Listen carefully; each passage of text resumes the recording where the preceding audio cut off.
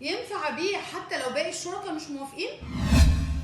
جاي سؤال من عميل بيقول لي ورثنا بيت عن الوالد انا واخواتي، وجاي لي مشتري بسعر كويس ومحتاج فلوس واخواتي رافضين يبيعوا، وعشان تقدر تبيع المال الشائع ويبقى ليك حق التصرف لازم تكون بتملك 3/4 المال الشائع، وده برضو بعد ما تعلن الاطراف او الشركاء معاك في العقار ان انت عندك الرغبه في البيع. لكن لو بتملك اقل من 3/4 المال الشائع قدامك حل من الاثنين، يا اما هتبيع حصه على المشاع بشرط ان هي لا تتجاوز نصيبك في هذا المال الشائع، او ان كان في عقد اسم رضائيه وبالتالي حضرتك بتبيع الحصه اللي اتحددت لك وفقا لعقد الاسم الرضائي. فاذا كنت محتاج تبيع والبيع ده هيكون لشخص من خارج الشركاء على المشاع، فحضرتك محتاج تعمل لهم اعلان بالرغبه في البيع، وهيكون ليهم حق الاعتراض على هذا البيع في خلال 60 يوم، او ان هم يعلنوا رغبتهم في شراء المال الشائع، وبالتالي حضرتك تقدر تبيع حصتك للشركاء. لكن ما تقدرش تبيع المال الشائع كله على بعضه زي ما قلت لك الا